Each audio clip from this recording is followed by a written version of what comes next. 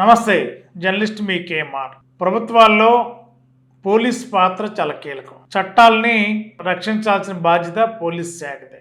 కానీ రాజ్యాంగ ఉల్లంఘన ఇటీవల కాలంలో పోలీసులు మితిమీరి పరిధి దాటి ప్రవర్తిస్తున్న తీరు ఈవేళ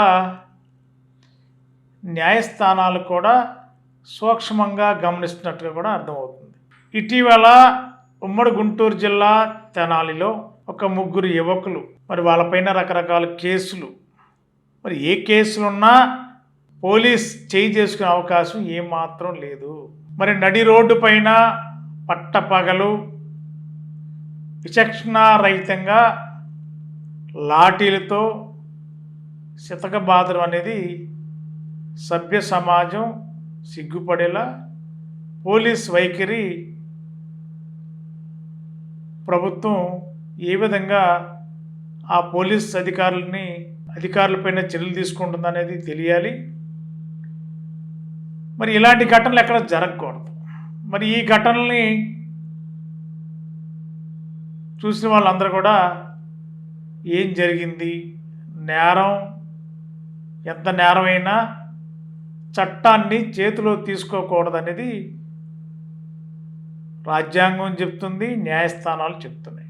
మరి ఈ ఘటనని ఏం జరిగింది, ఈ ఘటనలో ఈ ముగ్గురు యువకులకు సంబంధించి ముఖ్యంగా ఎవరైతే ఒక యువకుడిని వెచ్చలవిడిగా అరికాలపైన సిఐ లాఠీ తీసుకుని కొట్టారో వాళ్ళ ఇంటికి వెళ్ళి ఆంధ్రప్రదేశ్ వైఎస్ఆర్సీపీ అధినేత వైఎస్ జగన్మోహన్ రెడ్డి గారు రేపు తెనాలి వెళ్ళబోతున్నట్టు తెలుస్తుంది.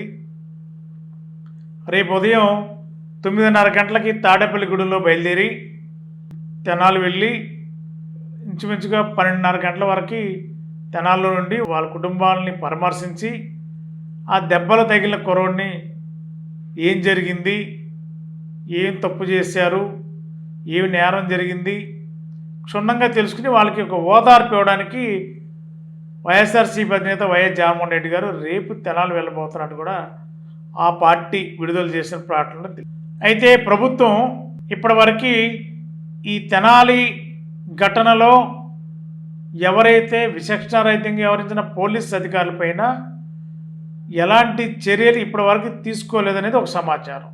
ఇష్టం వచ్చినట్టుగా ఆ విధంగా చేయడం కరెక్టా అనేది ప్రజలు ప్రశ్నిస్తున్నారు. అది ఎంత మేరకు కరెక్టు. మరి రాజకీయ పార్టీలు కూడా ఈవేళ మరి అక్కడికి తెనాలి వెళ్ళి జరిగిన ఘటనలపైన పూర్తిగా సమాచారం తెలుసుకునే పనిలో నిమగ్నమై ఉన్నాయి రాజకీయ పార్టీలు. మరి వైఎస్ జగన్మోహన్ రెడ్డి గారు కూడా రేపు తెనాలి వెళ్ళి వారి కుటుంబాన్ని పరామర్శిస్తారు, వారి యోగక్షేమాలు తెలుసుకుంటారు, ఏం జరిగిందో తెలుసుకుంటారు. ఆ జరిగిన ఘటన పైన వైఎస్ జగన్మోహన్ రెడ్డి గారి యొక్క స్టేట్మెంట్ ఏ విధంగా ఉండబోతుంది. మన ఆంధ్రప్రదేశ్లో ప్రభుత్వం పోలీస్ వైఖరి ఇదే విధంగా ఉంటుందా, వెచ్చలవిడిగా ఎక్కడ పడితే అక్కడ ఇష్టానుసారంగా పరిధి దాటి చట్టాలను కాదని కూడా వెళ్ళే పరిస్థితి వస్తుందా. మరి తెనాలి ఘటనలో పోలీస్ పాత్ర ఏంటి, పోలీసులపైన చర్యలు తీసుకునే విధానం ఏంటి ప్రభుత్వం, వీటిని వైఎస్ జగన్మోహన్ రెడ్డి గారు రేపు ఆ కుటుంబాన్ని పరామర్శించిన తర్వాత మీడియాతో మాట్లాడేందుకు కూడా ఏర్పాట్లు జరుగుతున్నాయి. మరి ప్రభుత్వాన్ని ఏం డిమాండ్ చేస్తారు, మరి ఈ ఘటనకి బాధ్యులైన సిఐల పైన ఎలాంటి చర్యలు తీసుకుంటారు, ఎలాంటి డిమాండ్ వైఎస్ఆర్సీపీ డిమాండ్ చేయబోతుంది అనేది ఇప్పుడు చర్చ జరుగుతుంది. మరి తెనాలి ఘటన ఇప్పటికే రాష్ట్రంలో సంచలనంగా మారింది. మరి ఈ ఘటన పైన ప్రభుత్వం ఏ విధంగా స్పందిస్తుందో, ఆ సిఐల పైన ఎలాంటి చర్యలు తీసుకుంటుందో, ఏం జరుగుతుందో చూద్దాం. మరి థ్యాంక్ యూ. SMR వారి ప్రశాంత్ రియల్ ఎస్టేట్స్ రూపంలో అదృష్టం మీ ఇంటి తలుపు తడుతోంది. మీరు ఊహించని విలువైన ఆస్తిని డ్రాలో గెలుచుకుని అదృష్టవంతులు కండి. నెల నెలా తేలిక వాయిదాలతో మీ పిల్లలకు ఉజ్వలమైన భవిష్యత్తును విలువైన ఆస్తి రూపంలో అందించండి.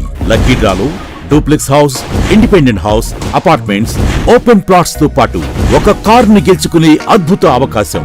ఈ స్కీమ్ లో చేరి మిమ్మల్ని మించిన అదృష్టవంతులు ఎవరూ లేరని నిరూపించండి. 1వ నెలలో 5 ఓపెన్ ప్లాట్స్, ఒక హోండా అమేజ్ కార్.